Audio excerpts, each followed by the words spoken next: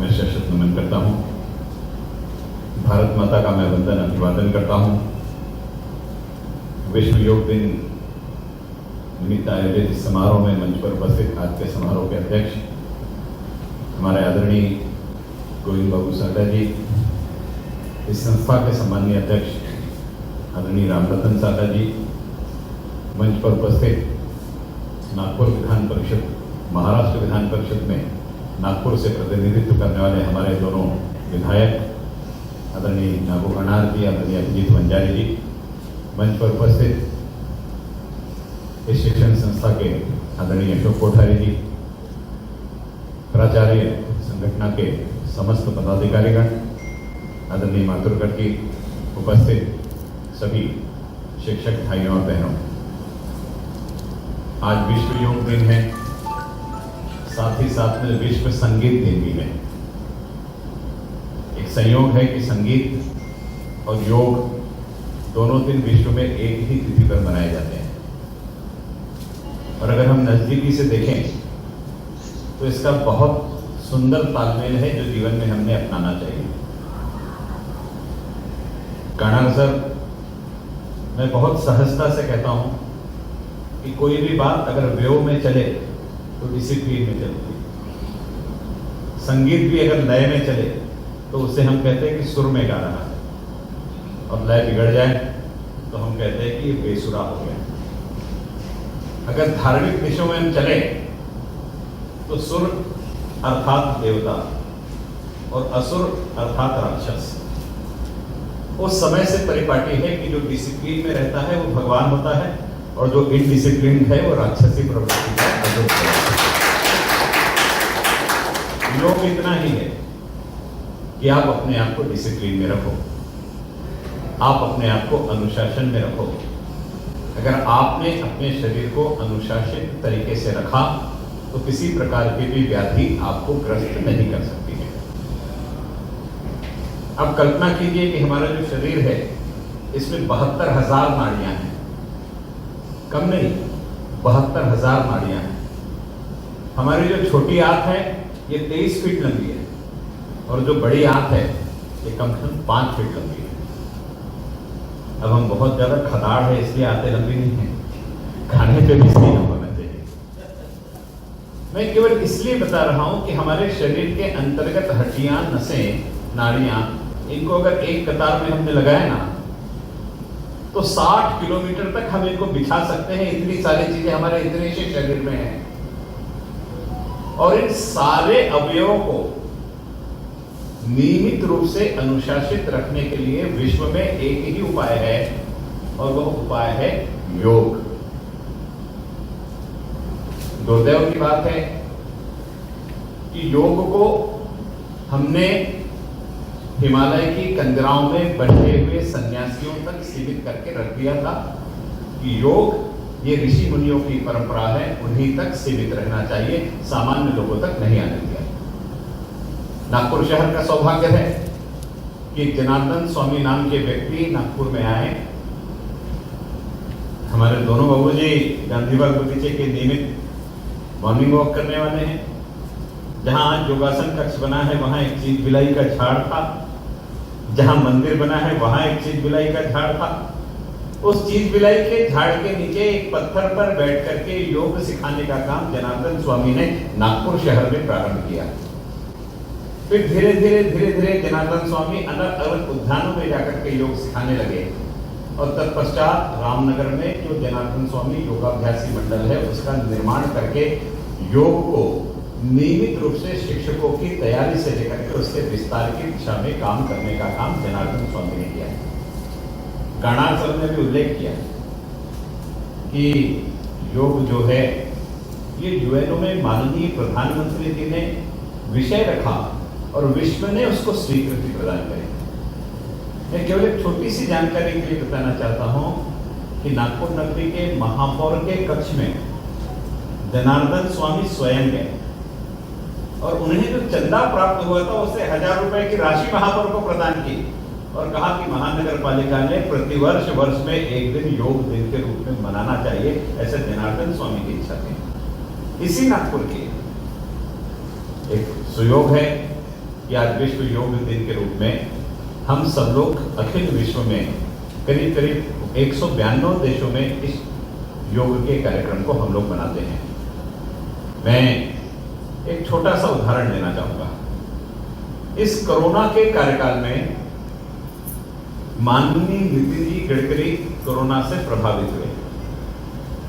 Corona से मुक्त होने के बाद पोस्ट कोविड किसी प्रकार की शिकायत नहीं होनी चाहिए, इसलिए कोरोना प्रोटोकॉल के अंतर्गत फिजियोथेरेपी देने के लिए हमारे यहाँ लता मंगेशकर कॉलेज की एक फिजियोथेरेपी डॉक्टर उनको फिजियोथेरेपी सिखाने लगी। उसने फिजियोथेरेपी के साथ साथ नितिन जी को कुछ प्राणायाम के तरीके भी सिखाए और उन सारे तरीकों को, वो सारी एक्सरसाइज को उस डॉक्टर ने रिकॉर्ड किया और रिकॉर्ड करके उसको YouTube पर उन्होंने डाल दिया। बाबूजी, उसको देखने वाले 1 करोड़ लोग हैं और 1 करोड़ से ज्यादा लोग देख रहे हैं, इसलिए नितिन जी को 3 लाख रुपए महीने का YouTube देता है कि आपके कारण हमारे YouTube को लोग देख रहे हैं। आप कल्पना कीजिए कि भारत का एक राजनीतिक नेता योग कर रहा है, इसे विश्व के 1 करोड़ से ज्यादा लोग देख रहे हैं और अनुसरण कर रहे हैं। नितिन जी की बड़ी बहन को कोरोना हो गया। अब नितिन जी की बड़ी बहन को कोरोना होने के बाद उनकी एक मित्र ऑस्ट्रेलिया में रहती थी, उन्होंने उनको एक वीडियो भेजा और वीडियो भेज करके कहा कि ये एक्सरसाइज करो, इससे पोस्ट कोविड बीमारियां नहीं होगी। जब उन्होंने उस वीडियो को खोला तो नितिन जी गई था।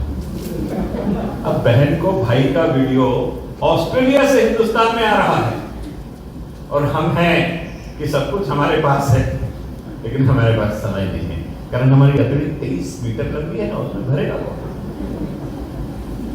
कहीं ना कहीं हमारी दिनचर्या को नियमित रूप से संचालित करने के लिए जो आवश्यकताएं थी, उन आवश्यकताओं की तरफ हमने ध्यान नहीं दिया।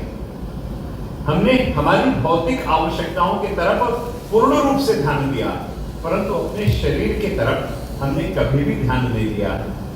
स्वामी विवेकानंद जी ने बड़े सुंदर शब्दों में कहा है कि दिन में कम से कम 2 मिनट का समय निकाल करके अपने आप से तो मिल लिया करो। केवल 2 मिनट का समय निकालकर अपने आप से तो मिल लिया करो। खुद से तो ये पूछ लिया करो कि भाई तुम कैसे हो, कारण संपूर्ण समाज के लिए, संपूर्ण परिवार के लिए, अपने व्यापार के लिए, अपने व्यवसाय के लिए आप पूरा समय देते हैं, आपके पास आपके लिए समय कहां है? आज संपूर्ण सृष्टि में मानव जाति कोरोना की महामारी से ग्रस्त है, सभी ने उसका उल्लेख किया। और एक शब्द आप देखेंगे, अंग्रेजी का एक शब्द इस 1.5 साल में सबसे ज्यादा प्रचारित हुआ, इम्यूनिटी, इम्यूनिटी, इम्यूनिटी। जिसको धड़ हिंदी और मराठी में नहीं आती होगी उसको इम्यूनिटी मालूम है और इम्यूनिटी बूस्टर भी मालूम है। ये 2 शब्दों का इतना प्रयोग हुआ कि जन जन में इम्यूनिटी आ गई। अब ये इम्यूनिटी क्या है? गणान सर ने बताया, वंजारी सर ने बताया। इम्यूनिटी का मतलब होता है रोग प्रतिरोधक क्षमता, और रोग प्रतिरोधक क्षमता सर्वाधिक अगर विकसित होती है तो केवल योग के माध्यम से ही होती है। योग करने का मुख्य कारण ही यह है कि शरीर निरोग रखना है तो योग करना है। अब हम बड़े विचित्र हैं, हमने राम को रामा बना दिया, कृष्ण को कृष्णा बना दिया और योग को योगा बना दिया। हम किसी चीज के आगे मात्रा लगा करके उसको बड़ा करना चाहते हैं। और रजनीश ने बड़े सुंदर शब्द में कहा है, किसी को बड़ा बना दो ना तो उसके पास लोग जाने से डरते हैं, जाने से डरते कि बड़ा इसके पास कौन जाएगा। इसके जो जैसा है उसको यथा स्थिति में रख करके स्वीकृत करना नितांत आवश्यक है। योग की जितनी भी क्रियाएं हैं, ये सारी क्रियाएं शरीर के अंग प्रत्यंग के व्यायाम को लेकर के बनी हुई है। हम जो श्वसन क्रियाएं करते हैं, प्राणायाम करते हैं, प्राणायाम के संपूर्ण प्रकार भी कहीं ना कहीं हमारे केवल रेस्पिरेटरी सिस्टम के लिए नहीं, शरीर के अन्य भागों को भी प्रभावित करने के दृष्टि से बने हुए हैं।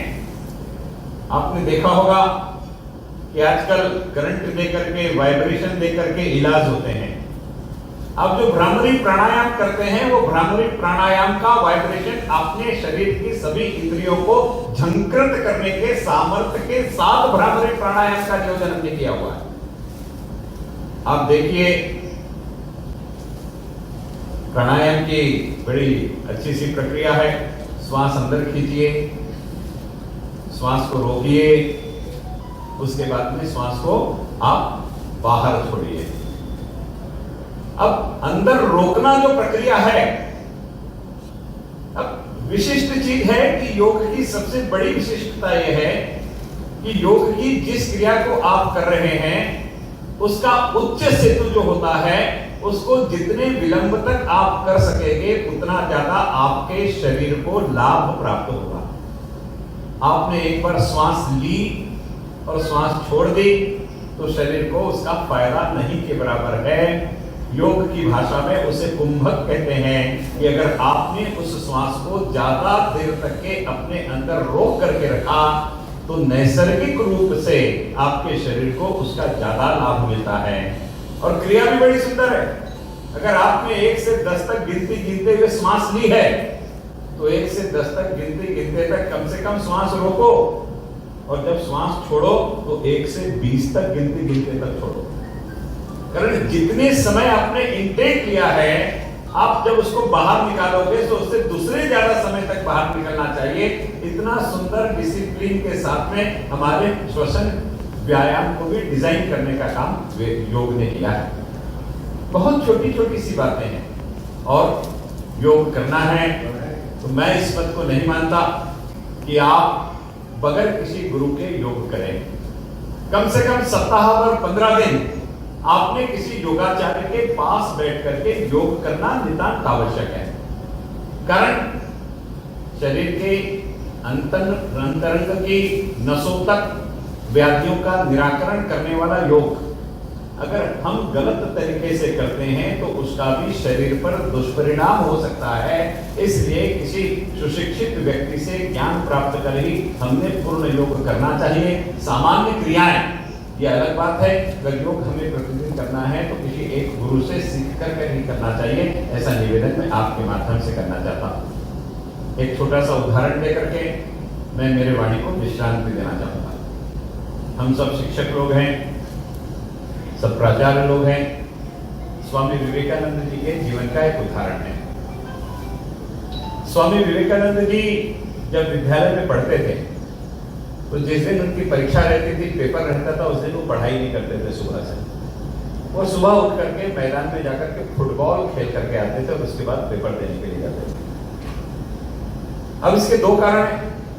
एक कारण तो यह है कि उनकी पढ़ाई पहले से पूरी हो जाती थी।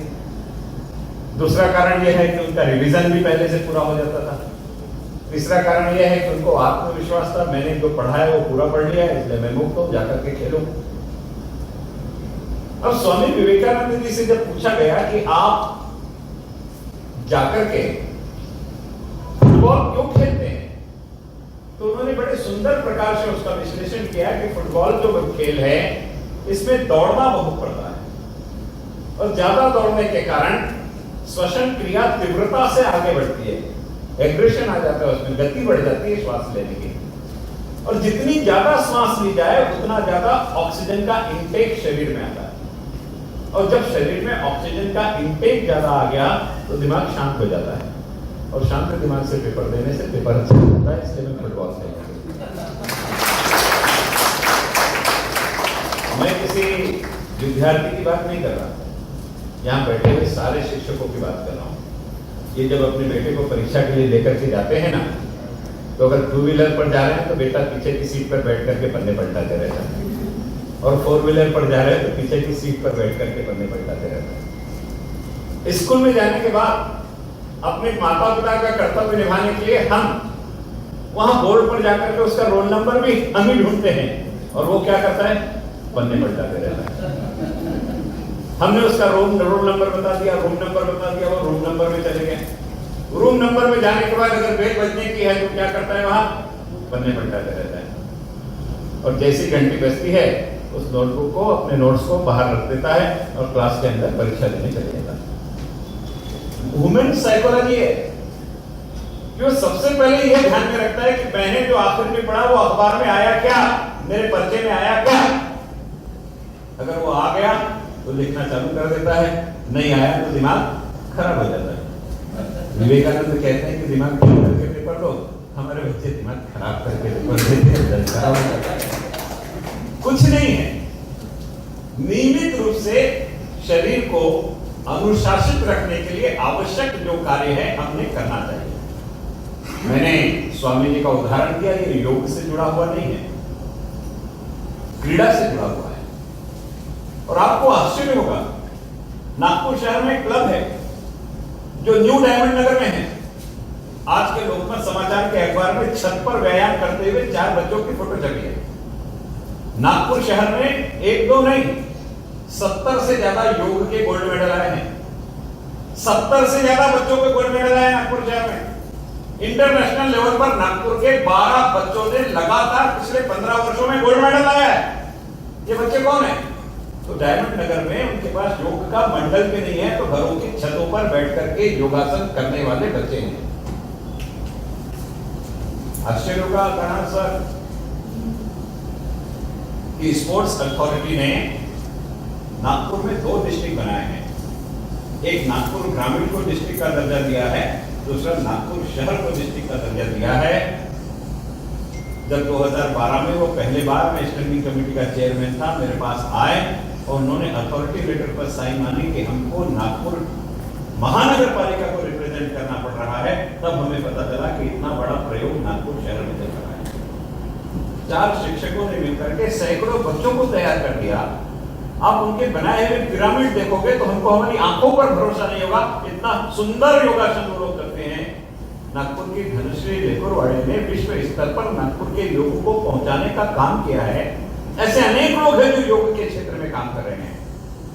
और इसीलिए मैं कहता हूं कि अगर एक घर की छत पर तैयार होकर के नागपुर में 70 गोल्ड मेडल आ सकते हैं, तो हर झोपड़ी में, हर कमरे में, हर कक्ष में योग करके नागपुर शहर में इस दिशा को और बढ़ाया जा सकता है। आवश्यकता है कि उसके प्रति जुनून पैदा करने का। जफर भाई ने अपने शब्दों में कहा कि प्राचार्य, प्राचार्य से शिक्षक, शिक्षक से विद्यार्थी, विद्यार्थी से परिवार तक आप इन सारी चीजों को ले जाएंगे। आप इसमें एक उत्साह लाने की दृष्टि से मैं निवेदन करना चाहता हूं कि आप इसकी स्पर्धाओं का आयोजन करें। स्पर्धाओं का आयोजन करने के लिए मैंने आपको जो बताया, न्यू डायमंड नगर की टीम बहुत अच्छी टीम है, उनका उपयोग कीजिए। जनार्दन स्वामी योगाभ्यास मंडल है, उनका उपयोग कीजिए। माथुर कर दी अच्छा काम कर रहे हैं, इनके साथ मिलकर के काम कीजिए। और हम विद्यार्थियों को क्रीड़ा के दृष्टि से भी इसको तैयार करके राष्ट्रीय अंतरराष्ट्रीय स्तर तक पहुंचा सकते हैं क्या, इस दृष्टि से आने वाला टास्क लेकर के नागपुर से अगर योग की स्पर्धा में 25 लोग जाते हैं तो ये 100 की संख्या में कैसी बढ़ सकती है। इस प्रकार का लक्ष्य केंद्रित करके सारे प्राचार्य कार्य करें, ऐसी मैं अपेक्षा करता हूँ। योग दिन की और संगीत दिन की आप सभी को हार्दिक शुभकामनाएं देता हूँ। आप अपने जीवन को सुर में ही बदले, इतनी ही अपेक्षा करते हुए अपनी वाणी को विश्रांति देता हूँ। बहुत बहुत